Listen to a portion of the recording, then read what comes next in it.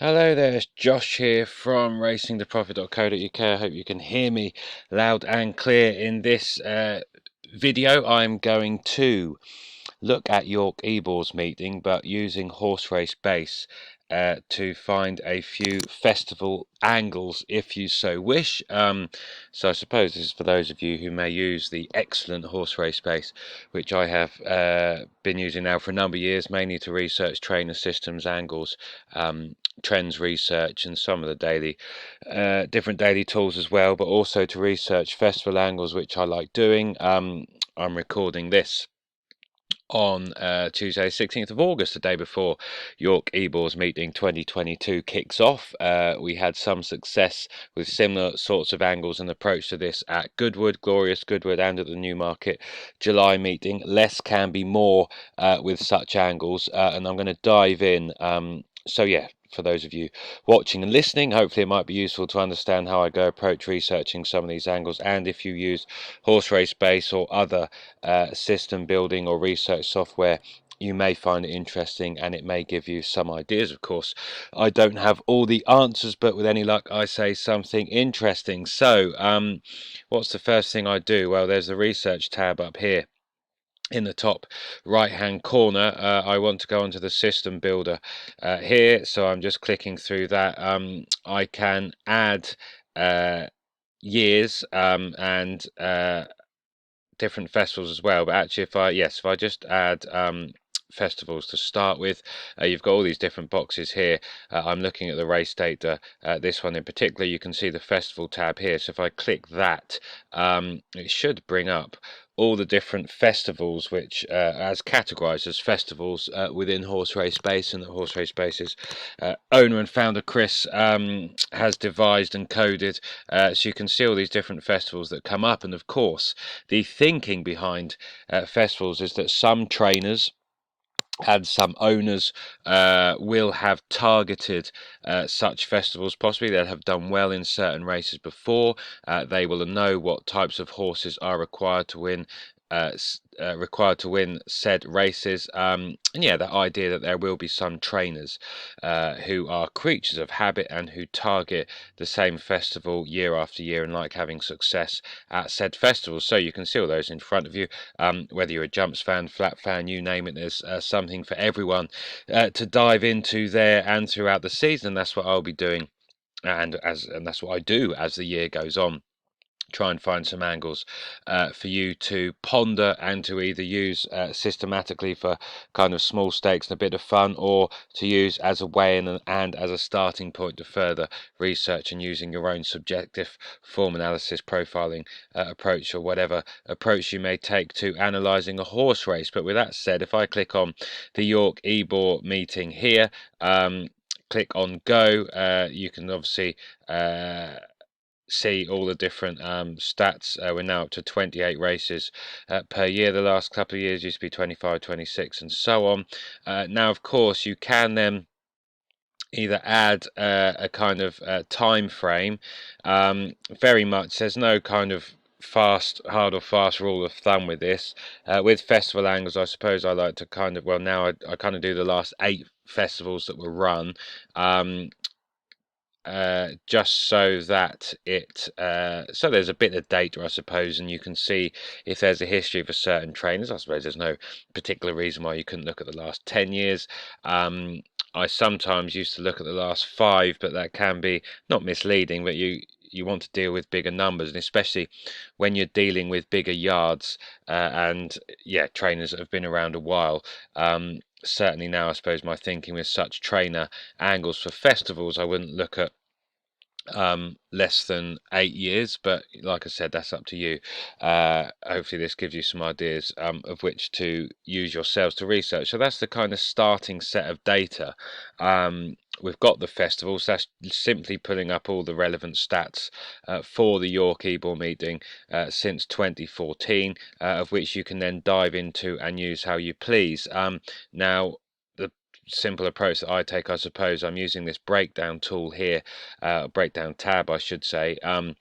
And of course, you can break down by anything you want at this stage. Now, I'm interested in trainers, so I can simply click on trainer there, breaks down by the trainer by alphabetical order. You can sort by various different things. I suppose I'm just interested at this stage by those by sorting in win order from highest to lowest. So I can immediately, since 2014, zoom in onto those trainers that have had the most winners. Now, you can keep and the approach I take, and I'm going to quickly flick through some of these. I simply just go down the list, go down the different trainers, see if I can find any relevant angles that make sense and make logical sense, which is always important with any trainer angle. Is there logic to the rules?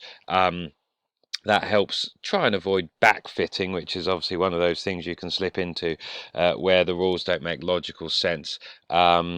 And if you can't think of a good reason or think of an angle or rule as being kind of a good indicator of trainer behavior or to the profile of the horse they're targeting the meeting with, then it can pay to ignore it. But that's just as an aside. I'll flick through some of these in a moment.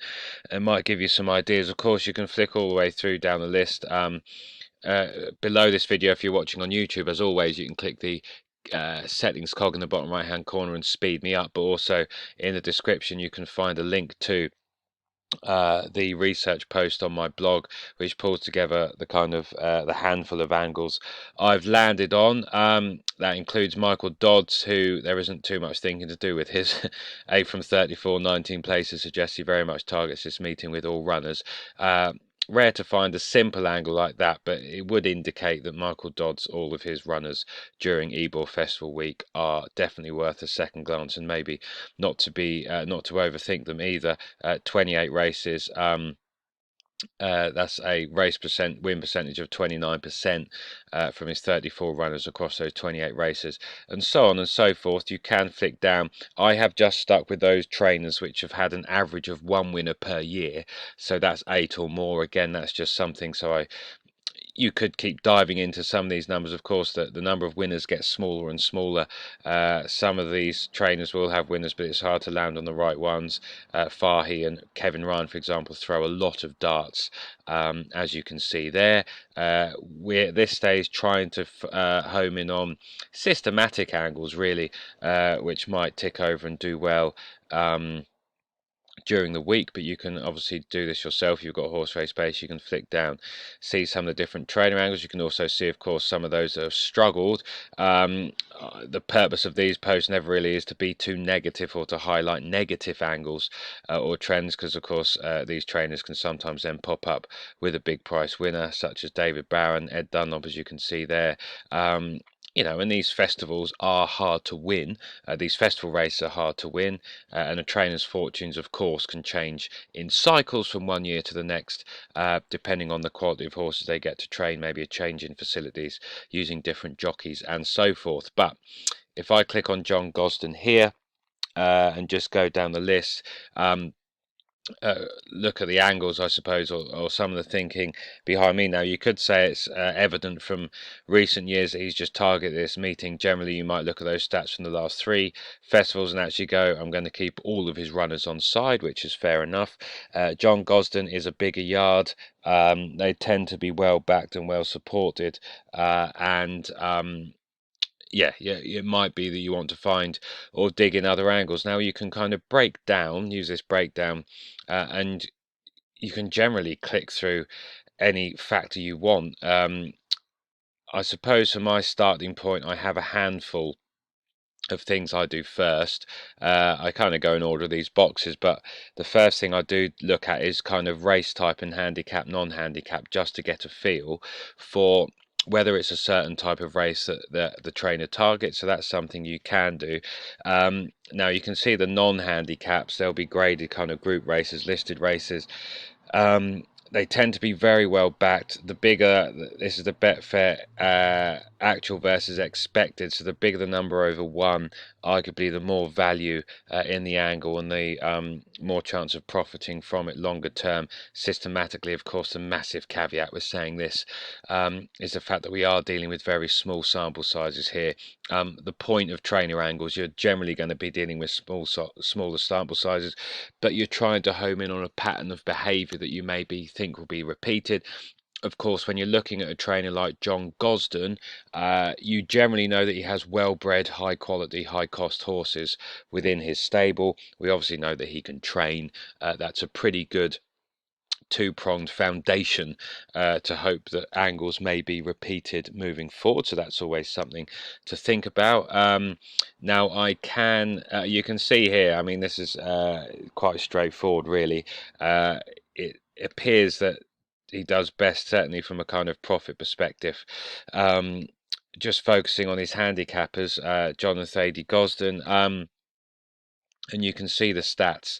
We're only dealing with one winner a year, certainly since 2018. It looks, and 2019, it looks like they've kind of upped their game with what they target at this meeting, or certainly have done. Now, I went through various other angles in the context that we're dealing with very small numbers to see if there was any other way you can break down. Not really. So race type's one of the things there. They are small numbers. There's confidence from the type of yard it has that they may repeat that. Um, the odds are kind of more important for some others. It's always useful to note, the odd range that all winners have been in. He's had a place horse at 12 to 1, only 3 runners bigger than 12 to 1. That isn't exactly a massive sample whereby you would say, I will ignore every horse sent off bigger than 12 to 1, but certainly and clearly the market can be some guide. And if you just focused on those that were 11 to 1 or shorter, you get 5 from 13, 8 places, which isn't too bad at all. But like I said, only 5 horses sent off bigger than that, but obviously you can use that information as you please. Within the stats, it can be useful to look at the place strike rate, kind of 45 to 50% wins and place strike rate gives you more confidence, of course, and with a bit more luck, they could have well had 1 or 2 more winners over this period of time. You can look at the races, so you can actually see the race win percentage. So those 5 winners are from 14 races. That obviously means Gosden's had more than one runner in some of them. You can see the profit loss to Betfair starting price, decent enough, and kind of 8 points bigger than to industry starting price, but of course you may be able to get bigger prices in the morning on the day, and this is always worth keeping an eye on as well. Profit loss to place is the Betfair place market, and for some angles and for some trainers that can do very well indeed. In fact, that was the case with Galway, whereby the place profit for the 2 trainers I looked at, Adrian McGuinness, sorry for tapping the microphone there, Adrian McGuinness and Willie Mullins, was actually decent, kind of 20-25 points, I think, over the week just in the place market. The cheese score I won't go into too much, only use that as a guide. Anything kind of the bigger the number over 1, the better. Again, we're dealing with very small sample sizes. That's just to kind of, that's a figure which in effect tries to eliminate the angle being random chance. So kind of bigger than 1 is good, below 1 isn't so good. The bigger the number, the better. But like I said, the massive caveat that we are dealing with very small angles. Of more importance for me, I think, is making sure there's logic behind said angles. So that's John Gosden. It makes perfectly logical sense that he is going to target some of his non-group horses, let's say, certainly at this stage of their career, at handicaps. It's one of the festivals. You're generally targeting races where that might be handicaps that might be worth more money than some of the handicaps throughout the rest of the season. John Gosden, massive yard, obviously an elite trainer. He will have very well bred horses, generally unexposed and open to progress, may not have shown their best yet. It makes perfect sense that he would know the type of horses that York as a course may suit, and of course, given the size of his yard and the prize money available, he may well have penciled in certain races for some of his horses for this week. So that's a logical foundation for why you may have confidence that this angle may repeat in the years ahead. Now, it may not repeat this week, who knows? A repeat of 20 of last year would be welcome. Even a 1 from 1 like 2020, welcome also. But hopefully he will have a winner or 2, and just knowing that information is useful, and it might be something that helps you land on said winner. So that's John Gosden. What am I going to look at next? So you can obviously then save those angles within you get 100 rather than a HorseRaceBase, whatever system building software you use. You can obviously give it a system name, you can save it, and then the qualifiers will come up once 48-hour decks are in and HorseRaceBase is updated, so you can get the qualifiers kind of a day or two before, so you don't obviously need to go scrabbling around yourself. But of course, I'm aware some of you, and maybe many of you watching this, won't have HorseRaceBase. Obviously, you can just note down the angle using the link below this video on the blog if you so wish, or yeah, just note it down from this video. The one for John Gosden is clearly straightforward enough. Now if I just go back and delete those and whiz through just some of the other thinking, I suppose, with some of the other trainers, go back to that angle, this page, sorry, here. I did look through William Haggis. I have a certain kind of patience level of how many angles I'll flick through, and if I can't find a kind of profitable angle systematically, I won't bother. I did struggle to do that with William Haggis, but it is worth noting that he is 13 from 113. I suppose what I did note is the fact that he was 0 from 18 last year.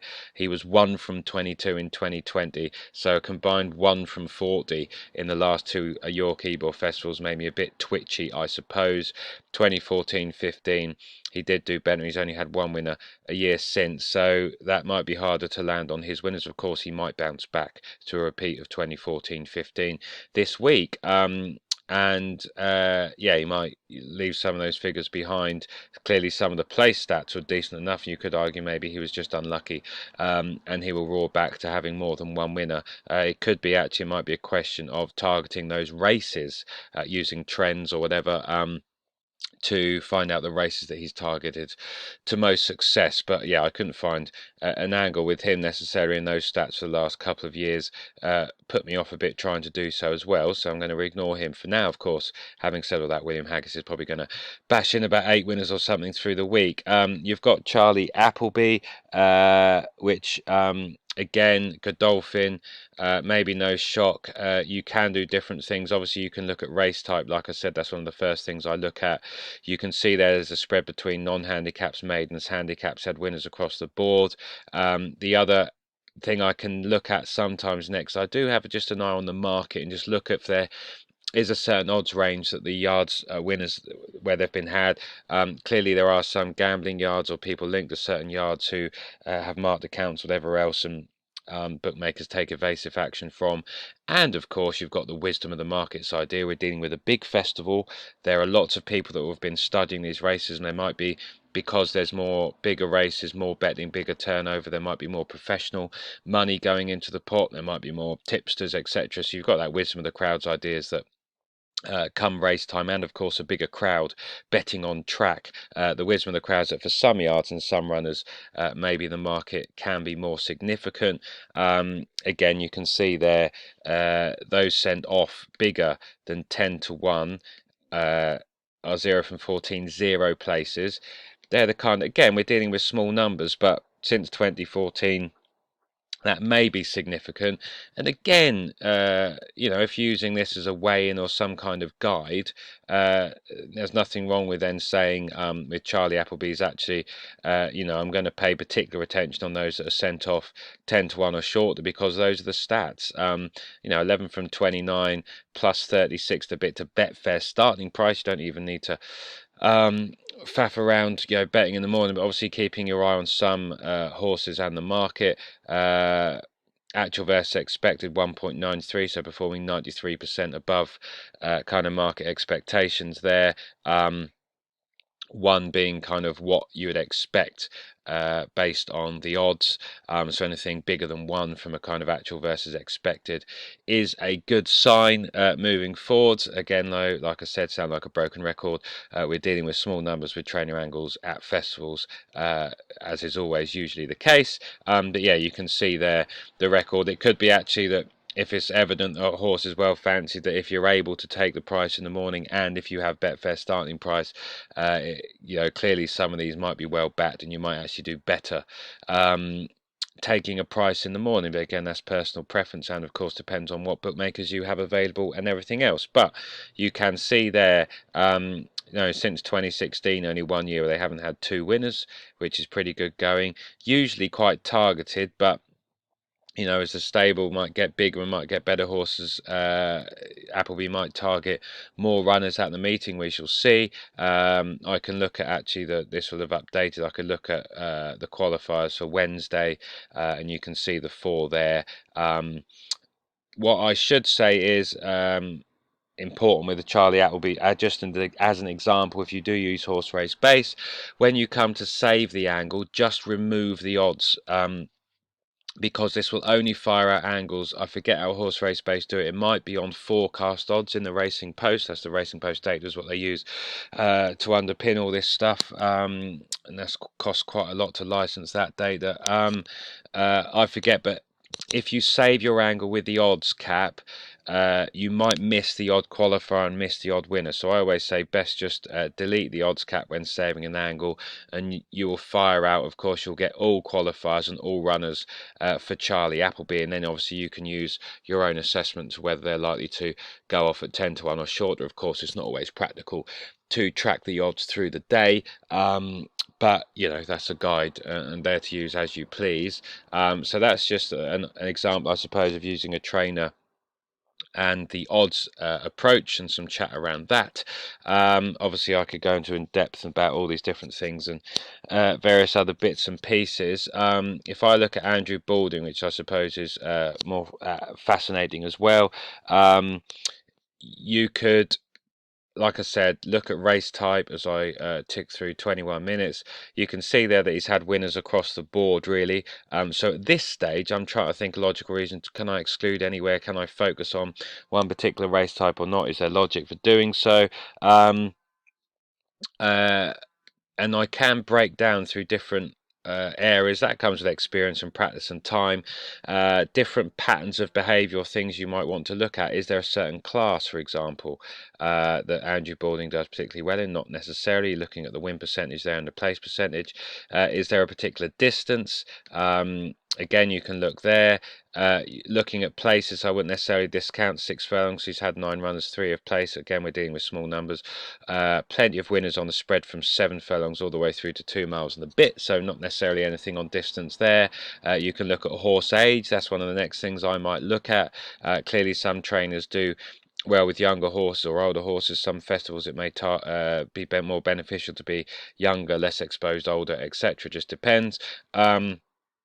You could generally and focus on horses which are kind of more unexposed and of which you think there is more to come. So with that kind of thinking in mind, you can look at how many times a horse has run in their career.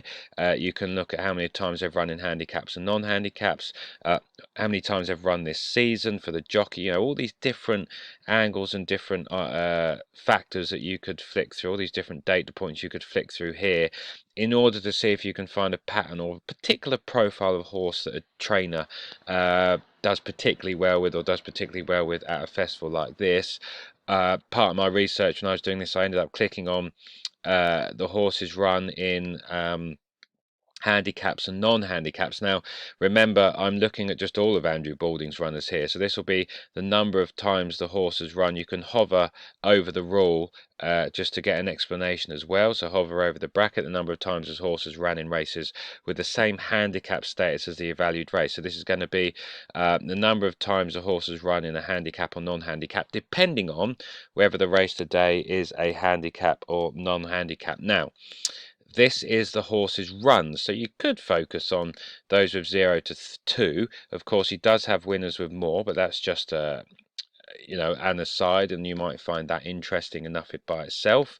Now, I ended up focusing on those with wins in handicaps and non-handicaps. You can go through all of those that have run in that race, run against those different factors, and also the wits. So that's the running profile of the horse, and also the winning profile of the horse. So I end up looking at how many wins the horse had in handicaps and non-handicaps, and then it kind of, you can see pop up there that there is a preference, and Andrew Balding does particularly well with what you would call unexposed horses within that race type. So horses that had 0 to 1 win. If the horse is running in a handicap, that's 0 to 1 win in handicaps. If they're running in a non-handicap, 0 to 1 career wins in non-handicaps, and that kind of was enough for me. to focus in. Remember, I'm trying to find systematic angles as well. He has had a winner that have had two, and 50% of place. You might want to discount those that have had two necessarily, but I ended up focused on 0 to 1.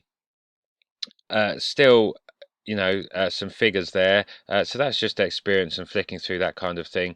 So, if you want ideas and some trainers to focus on, even if you want to look at general angles, focusing on those that do well with more lightly raced and unexposed horses. So that might be wins in handicaps, non-handicaps. If you're just focusing on handicaps, of course, or various different elements you can dive into. I ended up with him looking at the odds as well. So it then became apparent that the market has been some guy, given he's only had one horse place above 16 to 1, as you can see here, 0 from 21, 1 places. If I just remove this rule here, so we can see all runners sent off 18 to 1 or bigger, 0 from 26, 1 place. And that is enough evidence, I suppose. When you look at it split by year, again, small sample sizes, he may well have a winner go for a bigger price at some point. But the wisdom of the crowd and all the Andrew Balding yard will all come in together. Point to the market having a kind of good idea in the 16 to 1 or shorter, and like I said, I've got my kind of systematic mindset on. I quite want to avoid those losers moving forward, but of course all trainers and the market can get it very wrong plenty of times, and he may well have winners sent off bigger than 16 to 1 this week, of course, but you can just use that as a good guide for me, and then you can put that odds range down to start with if you want, and then do your digging and do your breakdown within all these different factors. It doesn't really matter, I suppose, but personal preference. It does get rid of some of the kind of bigger priced no hopers, I suppose, and then I can flick through, and I flick through that win in 1 to 0 wins in handicaps, non-handicaps. That kind of was good enough for me, and then 9 from 29, 40 places. That angle makes logical sense. Again, decent yard, decent horses, the market some guide, focusing on unexposed horses. You're dealing with always small stats, but there is enough there. He's had more than one winner at a couple of meetings. He's had a winner every year since 2017. The yard is getting bigger and better. The place percentage is nearly 50%. Win and place strike rate, again, that indicates with a bit more luck they could have had a couple more winners maybe, but that's a good sign for me. The profit loss at Betfair starting price, which can be important, especially if you don't have regular bookmaker accounts available and you don't need to worry about it too much. That's 79 points to Betfair. You can see the return on investment, and nearly 17 points in the place market on Betfair as well. That'll be standard place terms as well, and of course you can sometimes get more places, especially bigger fields and at festivals.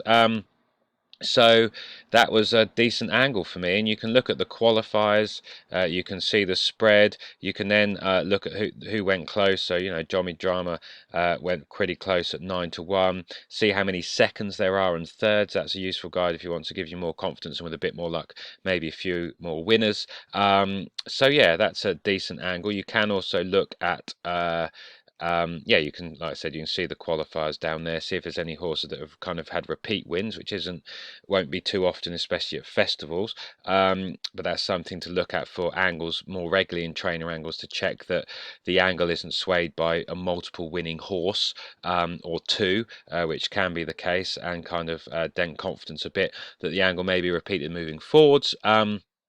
So yes, a few things there you can look at, and again you can look at qualifiers. There we go, York. And like I said, if you're going to use that as a way in, you can obviously check the odds further in the morning and so on and so forth.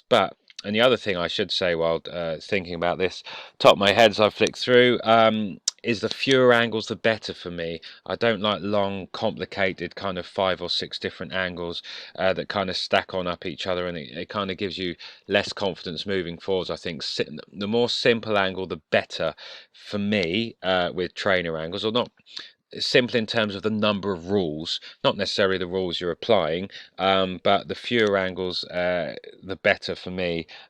Just kind of gives you more confidence in the moving forwards in my view. And yeah, so that's an idea of I've touched on a few ideas there with boarding in terms of odds and unexposed horses and so on and so forth, and more general chat. I'm ticking around to half an hour. I touched on the Michael Dodds, just ended up being all races. The other one I will touch on is Richard Hannon, just because that's a good example of yeah, let me just whiz through this. So Richard Hannon, 9 winners. You look at that and think, there's obviously you can't back them all. 10% win strike rate. I suppose I clicked on him thinking, could I find an angle? But I soon actually did. Now, if I go breakdown, you can look at race type. You can see there automatically non-handicaps, the best handicap nursery. That was me thinking, at this stage I didn't click, but you can see that he has a poor record in all kind of handicaps and maidens, or poor in the context of a festival.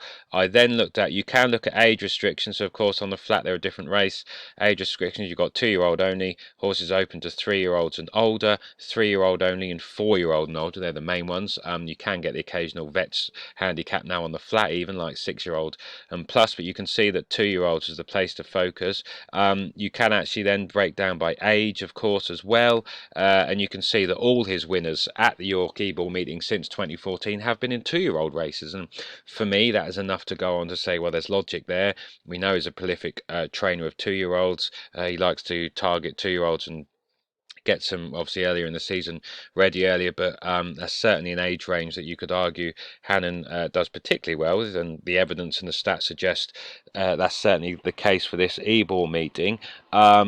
Now he has a lot of runners. Now you can dig through various different other things. Like I said, you might go back to odds, and you can look at different things there.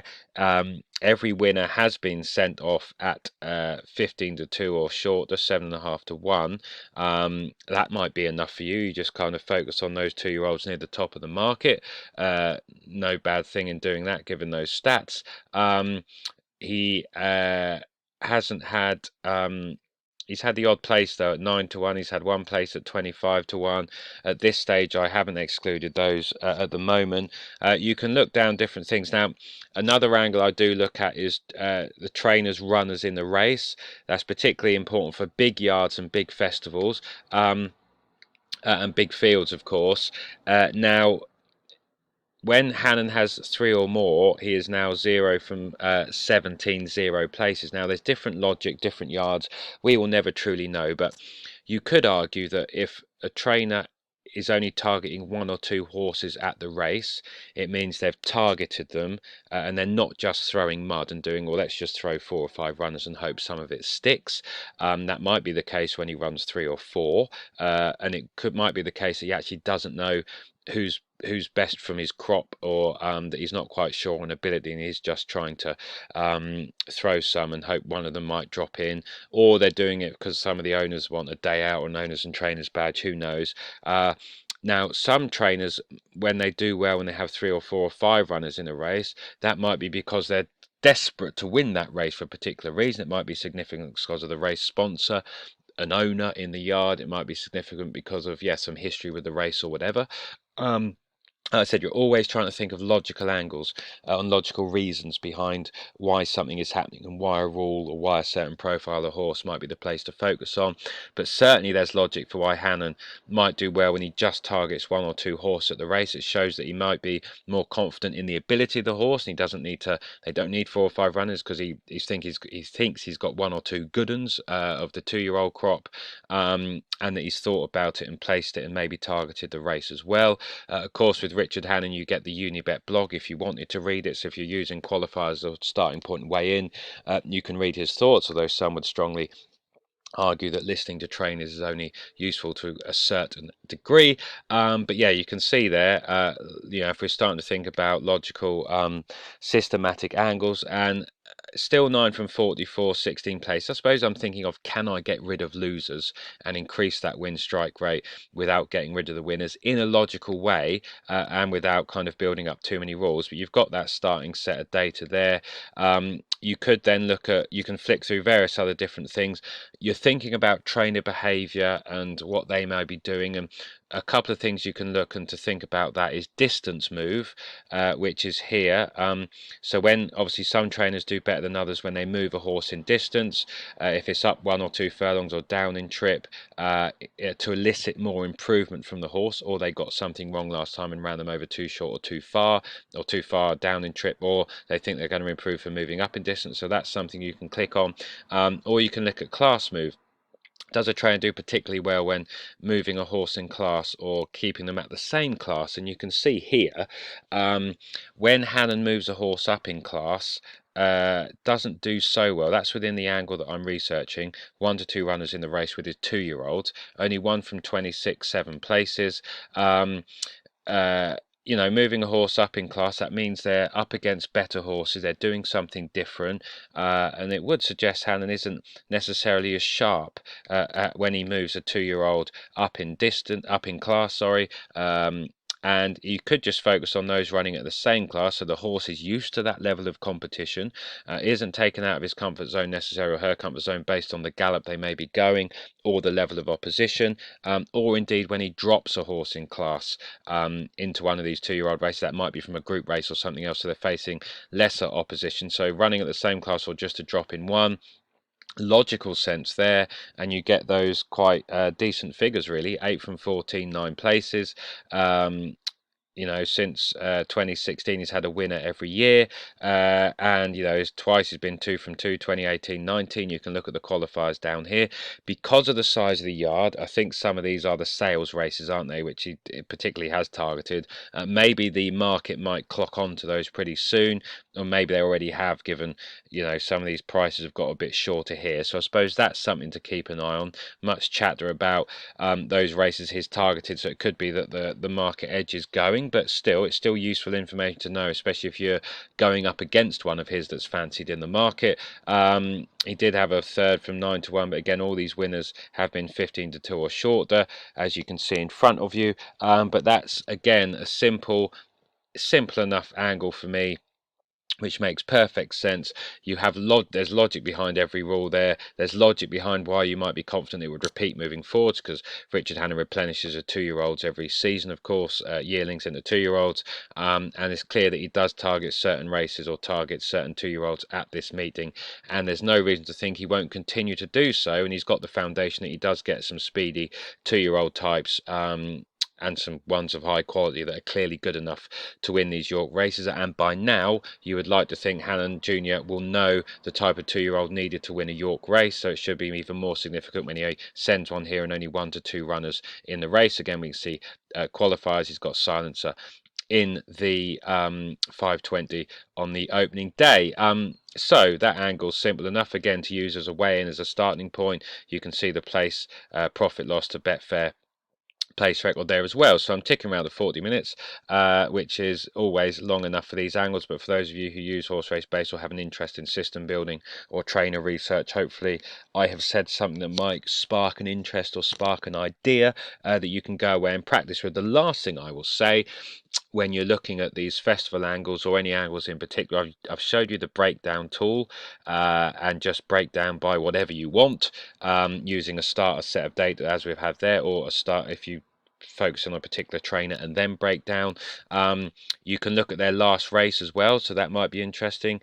Where they placed, did they place, the types of race they ran in, track direction, handicap, non-handicap, all these different things. Days since run can be interesting. Did they run at another festival? Does a trainer use another festival target or horse that ran well at a previous festival to then come here?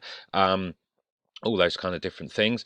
You can look at owners as well. There's quite a bit of owner data building up in HorseRaceBase, so that's another interesting way forward. You can see Godolphin do quite well, Shadwell do well, formerly Sheikh Hamdan Al Maktoum, but of course his daughter Sheikh Ahissa's taken over, and they've kind of they're focusing on a much smaller, higher quality string now, so those stats might not repeat moving forward, we shall see. Clipper logistics are interesting. Are they local to York? I forget, but they do target and they probably sponsor a few races this week, actually, off the top of my head, or used to. So they're the silver colours. Danny Tubhope is the main retained rider for Clipper Logistics in those kind of silver grey colours. So any Clipper horses running this week may be of interest.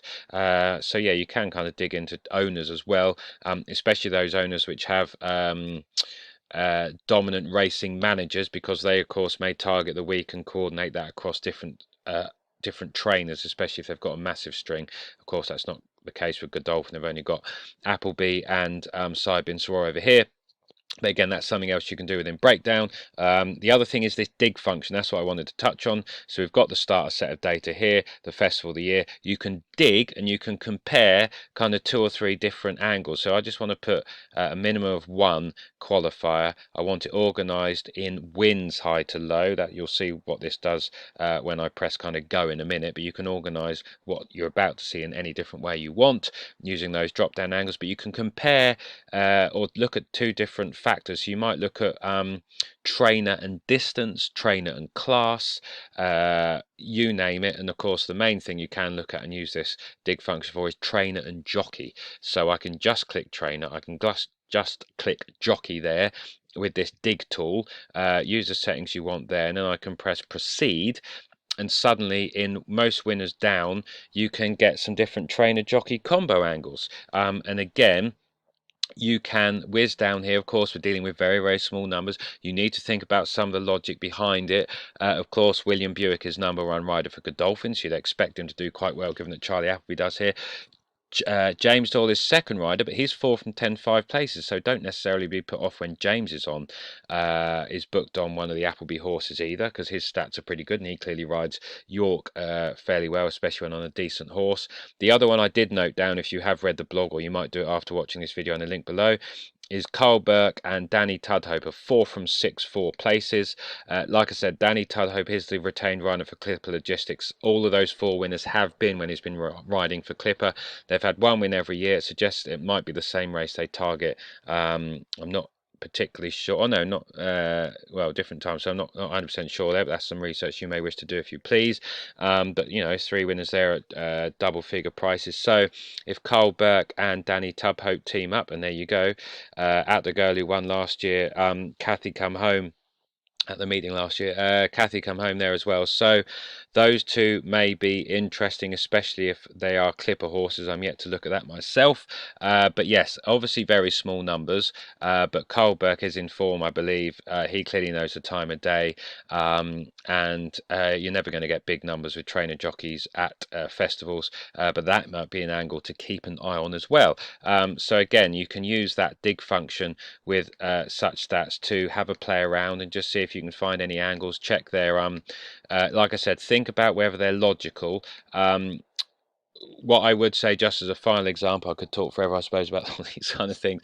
What I mean by logical is if you said, if you looked at a class angle and said a trainer does well with class 2 and class 4 horses, but hasn't done well with class 3, I can think of no logical reason why that would be the case, and that isn't necessarily an angle I would look at. Or maybe the other one I should say, a good example might be, you know, a trainer does well on Wednesdays and Thursdays, or sorry, Wednesdays and Fridays, but not Thursdays.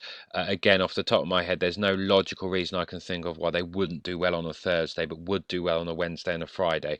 So it's that kind of thing that you can think about when just trying to think of logic. Just, is there logic, or is there a, do you think there's method behind the rule, rather than just being led by the stats you see in front of you? That's just a personal preference, but I think that helps avoid backfitting, and in particular when using trainer angles, that does help you give you a bit more confidence moving forwards with some of them. But that's not to say, of course, you know, finding successful trainer angles that work systematically is a challenge and is difficult. I've had a fair bit of success this season with my monthly angles, and I've had a fair bit of success with finding some good winners with these festival angles. So yeah, hopefully I've said something useful. Have a play around with that breakdown tool, have a play around with that digging tool.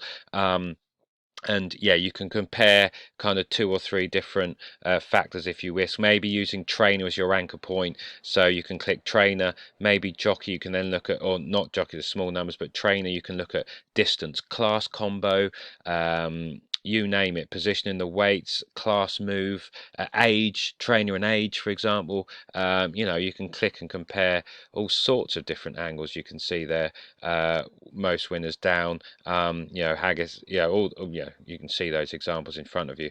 Charlie Appleby with 3 to 4 year olds, Michael Dodds with 3 to 4 year olds, 6 from 19, 13 places. That might be the sweet spot to focus on for him. All runners, as an example. So you can just find all these different things, flick down, look at different bits and pieces like that. So I've been talking far too long. 45 minutes is long enough, but like I said, hopefully I have said something useful, interesting. You've noted something down your notepad. And yeah, something for you to take away and apply moving forwards. And if I haven't said something of any interest or of any use, even just one little nugget, do post down in the comments. Let me know. Or if you've enjoyed the video, click the thumbs up. Do click subscribe to the YouTube channel, and you'll be alerted when future videos drop. But as always, any questions, do post them below this post on the blog, or obviously below on YouTube, and I will do my best to answer them. But hopefully, yeah, you've found this useful. Until the next time, this is Josh saying thanks for watching, thanks for listening, good luck with any bets, and I hope you have a great week at this year's York Ebor Festival. Until the next time, Josh saying bye for now, thanks for listening, and speak soon.